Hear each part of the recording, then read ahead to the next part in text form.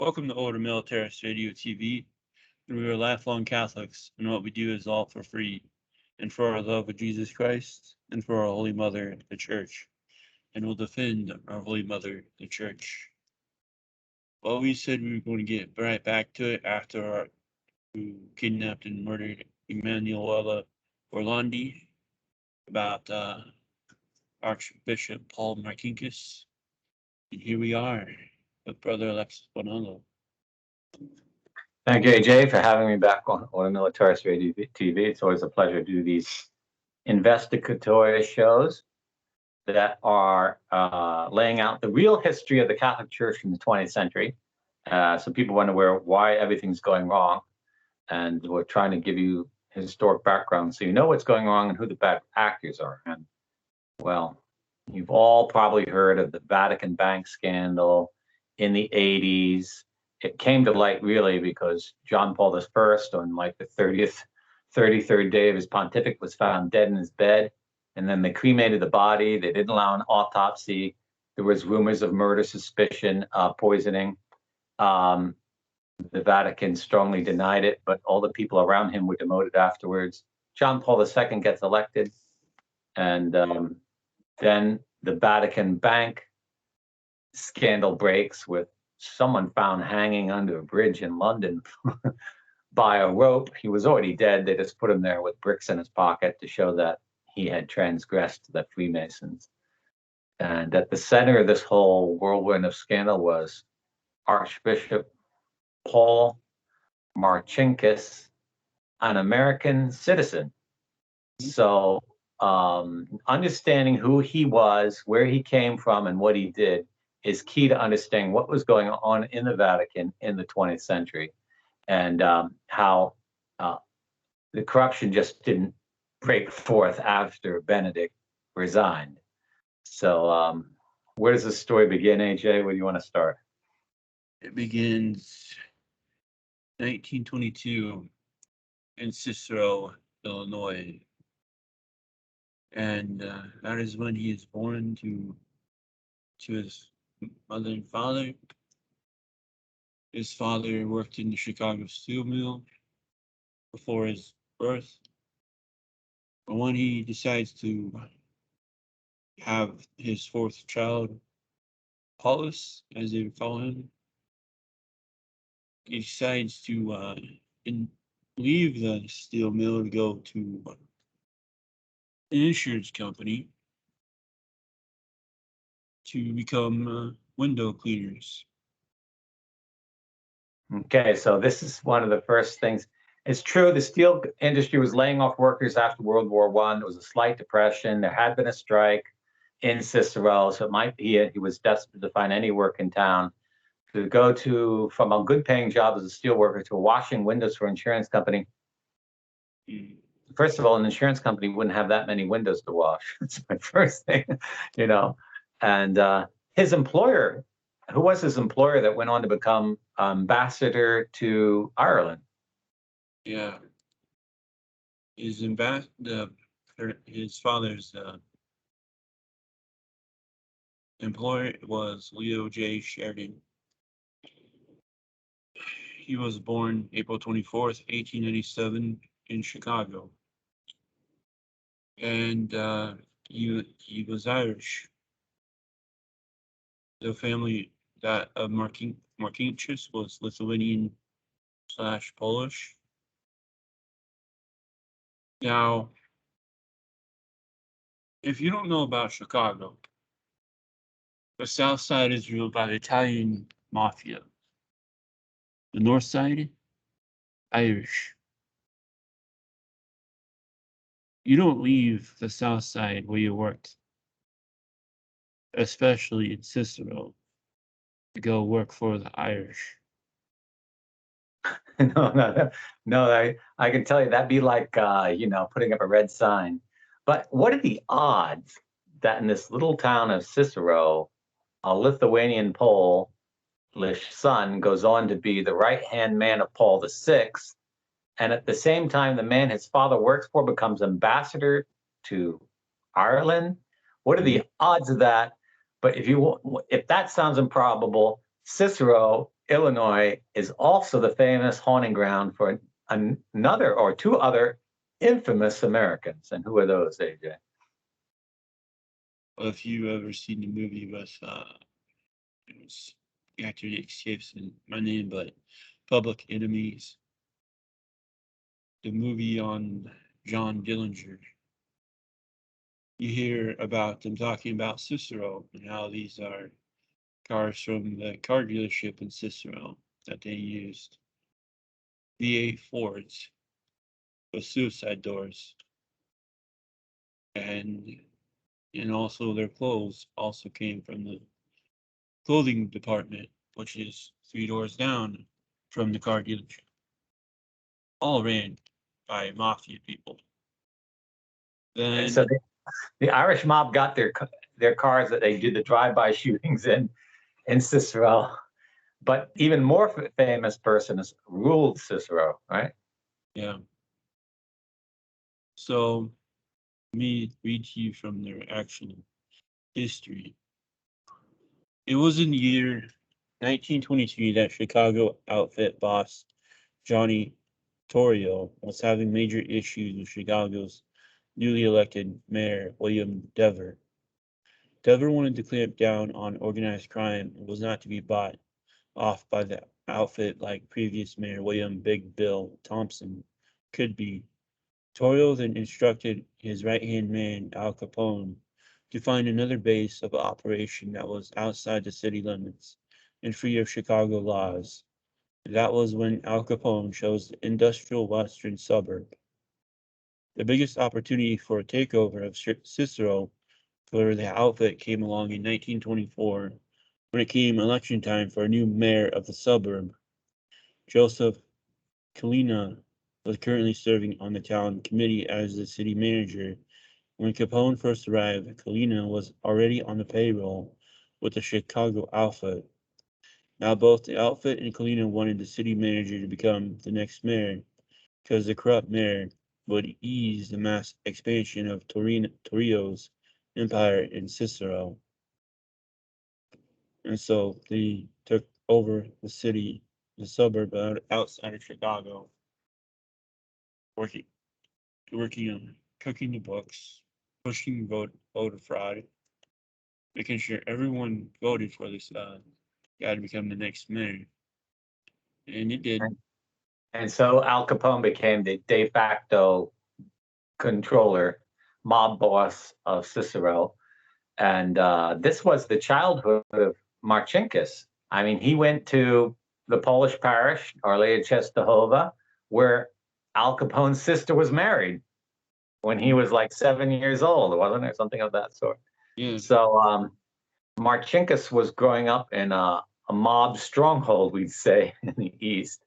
And my family is half Sicilian, and we've always hated the mafia. The mafia is the worst of the worst.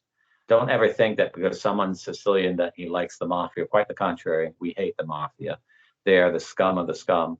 And if you live in a town like that, you need to move out. You don't stay in it. And so Paul grew up, and there's his official biography, what he did in town, and his unofficial biography. So his official biography, he was what? What kind of a student was he?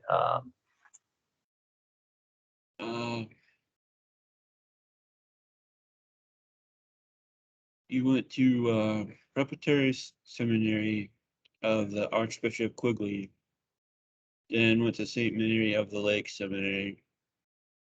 And Paul was ordained to the priesthood for the Archdiocese of Chicago on May 3rd, 1947.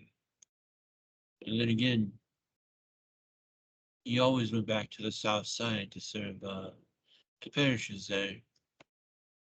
Okay, so if he was ordained in 47, that means he is what I call a draft dodging vocation.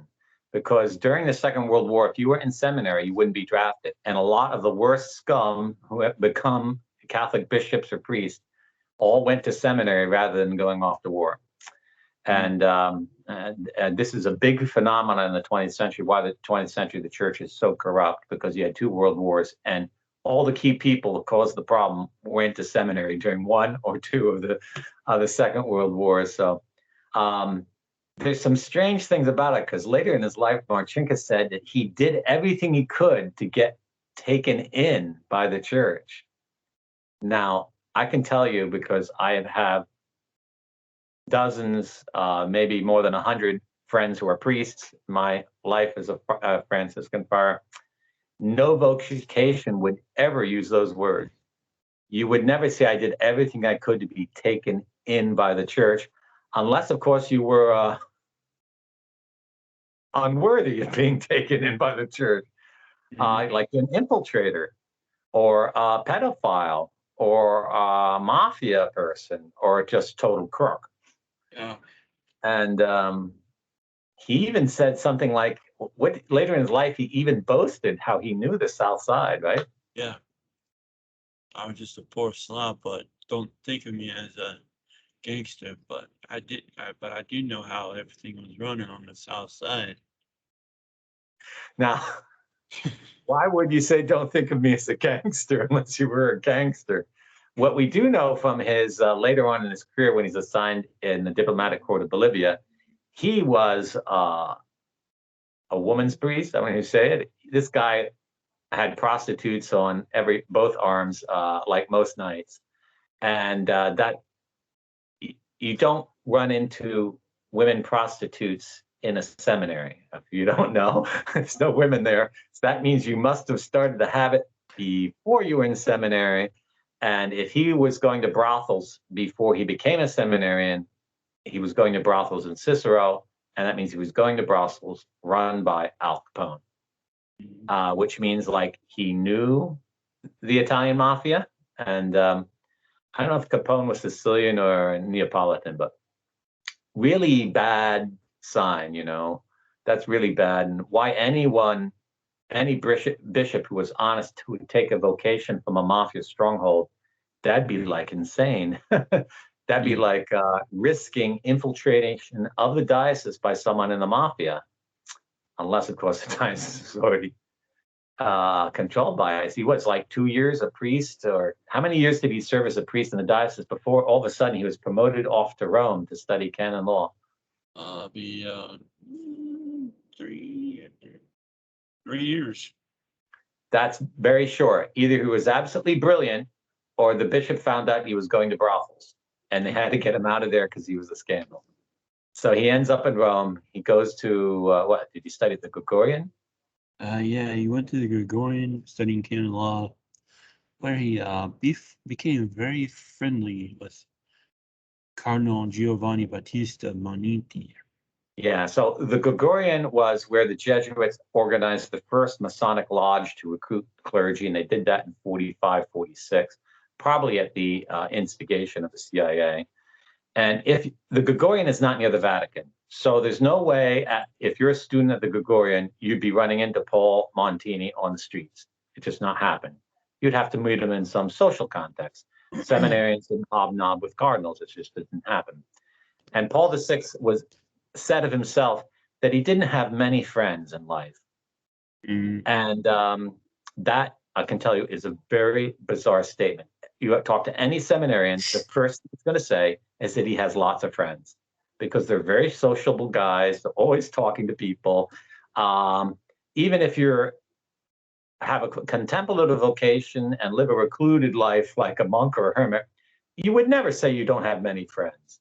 That's just, unless by friend you mean something else.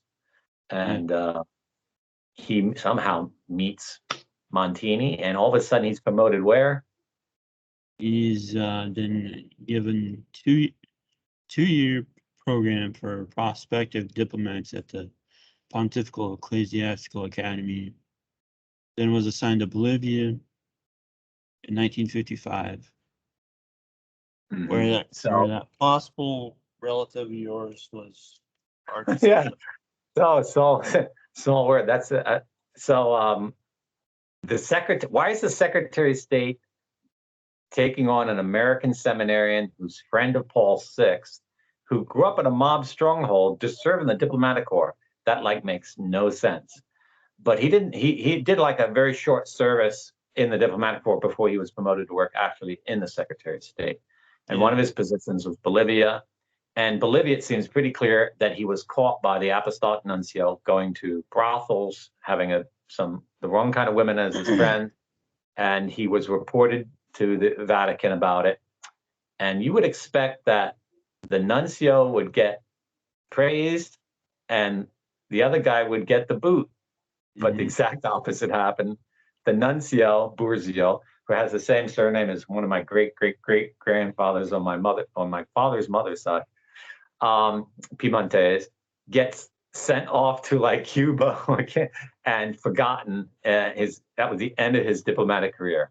Now, why would the Secretary of State under Pius XII railroad a nuncio who's saying, look, this guy's a scandal, but Marcinkus doesn't get punished. Marcinkus is promoted where?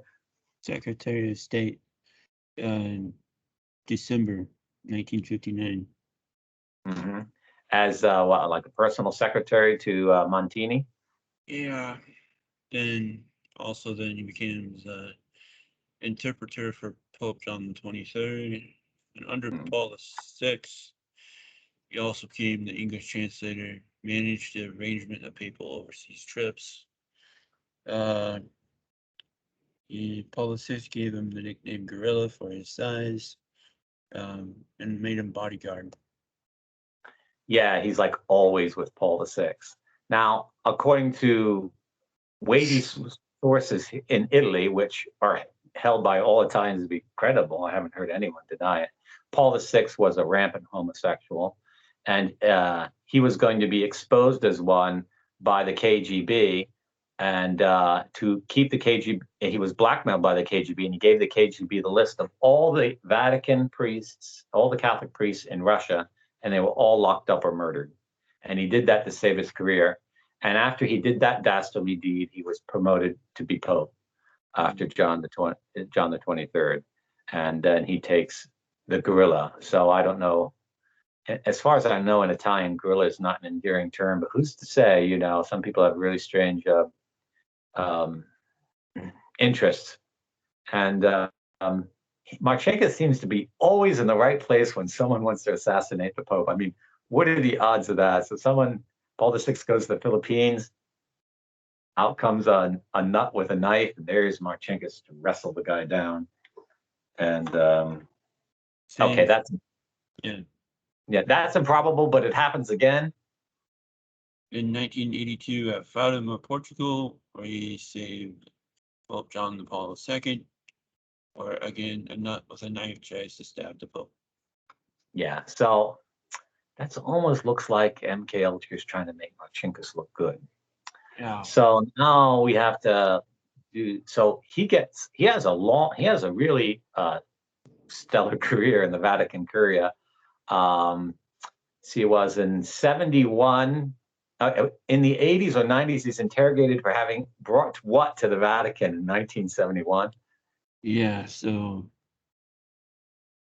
from 1971 to 1989, he was the president of the Vatican Bank.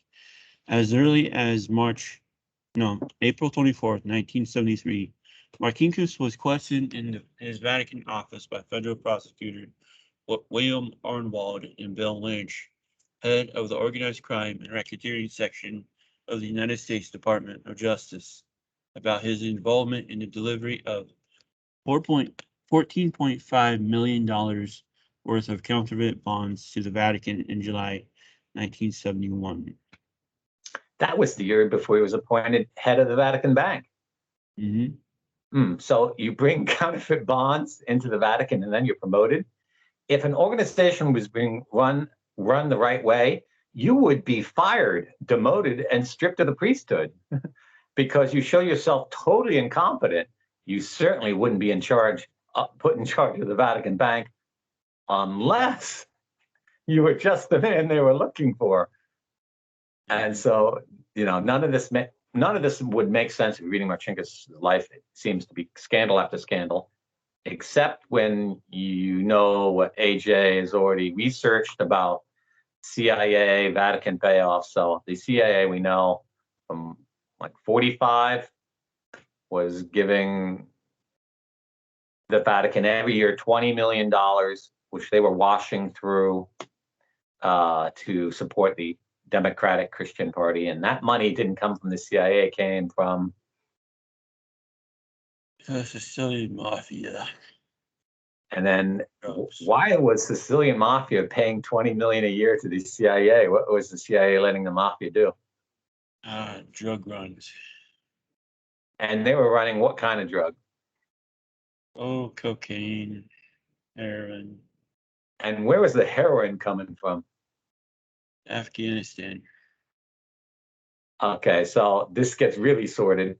And so the mafia was making deliveries of money in the Vatican for the CIA that then was being washed back to support the Christian Democratic Party in Italy. I can understand as an anthropologist that the CIA would want someone in the Vatican Bank, head of it, who was an American citizen, fluent in languages, friends, or even an associate of the mafia already in the United States who had the connections. Who would be more perfect than Archbishop Marcinkus? Well, he wasn't Archbishop yet. Paul Marcinkus. So you want to know how you got promoted in the Vatican under Paul VI. So, if you have any doubt that Vatican II or the reform of the Mass was inspired by the Holy Spirit, I hope you realize that's just morally impossible. It's just the impossible with this level. He was like head of the Vatican Bank from 72 to 80. Yeah, 89. 89. And it was only under John Paul II he retired. But I guess we have to get into the Vatican Bank. Did you have any other important assignments before the Vatican Bank scandal? No. That was when things get really dirty. Okay, so you want to summarize the Vatican Bank scandal. How much did the Vatican lose? Oof. I think it was over. It was a few $billion. It was a few $billion. And then when the Bank Ambrosio collapsed, the Vatican had to pay another 295 million to cover their percentage. As I have heard that the Bank Ambrosiano was a bank run by Opus Dei, or the Jesuits. It's not so clear who was behind that, but the Italian mafia was in it, and they were sucking money out of it. And that is, Bank Ambrosiano was a Catholic bank in the Diocese of Milan that held all the savings of ecclesiastic institutions, so the church was being robbed. Boy, after that, you would expect the Marcinkus would get fired, but I guess he knew too much. So once it gets uncovered, people start disappearing. And you can somewhat link Marcinkus to the death of Robert Calvi, a man who was hanging under the bridge in London. But then that one story that still has people puzzled until we got this book on Operation Gladio. We can for sure say Marcinkus was part of the kidnapping, killing of Manuela Orlandi. Mm-hmm. Yeah, Calvi actually turned to Marcinkus for help, and Marcinkus promised him help. Then he ended up dead. And even in the kidnapping of Orlandi case, we know that Marcinkus had spoken to her after she was kidnapped, and she asked him for help, and he promised help, but she ended up dead. Yeah. So this guy was either the most ineffective, bumbling nincompoop, or he was totally evil. He was like an anti-priest. Yeah. And what happens to him after 89 when he leaves as president of the Vatican Bank? He is sent to he's sent to Sun City, Arizona. Yeah, Sun City, Arizona, to live in a posh house with a pool owned by who? The Archdiocese of Chicago. And make sure you can't be touched by the U.S. government or the Italian government. the Vatican made sure his immunity was still Yeah, valid. the Vatican gave him a passport of the Secretary of State, which made him immune from prosecution. So, he was a priest of the Diocese of Chicago. After the Vatican Bank scandal, the last thing you'd think the Archdiocese would want is to put him on one of their properties. But the strange thing about it is, if you don't know anything about Phoenix, Arizona, I do because I've done a lot of research in the real estate research in the United States. Sun City is a retirement community for adults. There's no little girls and little boys on its streets. So if you hide a priest there, what does that say? And we do know he went to prostitutes. He had a girlfriend, a mistress, right? Yeah. What was her name, and what did she say about him? Let's see here. Her name was Sabrina Minardi. And she testified about how Manuela was kidnapped. And she also said that Archbishop Marcinkus, Miss Minardi said, visited Emanuela several times while the schoolgirl remained in captivity. The victim, she continued, was eventually killed and chopped into pieces, and remains were cast into a cement mixer. But in a 2010 interview by Gianluca Di Fio of El Espresso, Ms. Minardi said she had ongoing sexual relations with Roberto Calvi and Archbishop Marcinkus. She claimed that she had received a villa in Monte Carlo from Calvi, while Marcinkus provided the Vatican position for one of her relatives. Ms. Minardi added that she had provided Marcinkus with a steady stream of prostitutes and had delivered to him large sums of cash from De Pettis and a Louis Vuitton bag. I left him the money, she said, but I kept the bag.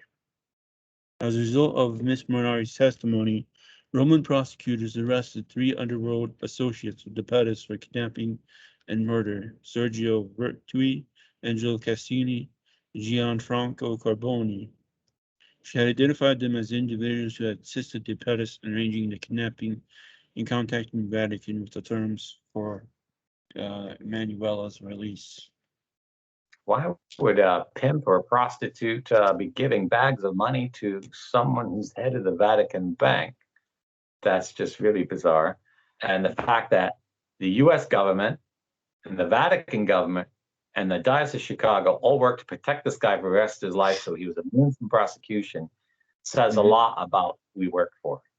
So the conclusions are this guy was probably an agent of the CIA and probably also representative of the Italian mafia, and probably also deeply involved in the pedophile homosexual network at the Vatican. And he just died. He was just like the point man for all of this. And I kind of think since he was Lithuanian, he might be even the one that told the CIA, recruit Wojtyła to be Pope because he's someone we can manipulate. And so he might have been Pope maker. Yeah. And that's all we have on Marcinkus. Oh, it is also said with his mistress Minardi, he has a son floating around out there too. Yeah, so maybe if I happen to find his name and get to interview him, if he's still alive here in Rome, that'd be a very interesting interview. But if you think the church just got corrupt after Benedict resigned, no. It's been corrupt, deeply controlled by the CIA and the mafia a long time. And they're the ones that gave us Vatican II and the Aggiornamento. So whatever you think about the Latin Mass or not, I think you need to start totally revising your view of what is really Catholic and what is really not Catholic in the Catholic Church in its history in the last 100 years. Thank you, AJ, for having me on the very informative and interesting program on Archbishop Paul Marcinkus. This is Order Militaris Radio TV signing off. Yes, Volt. Cheers, Vol.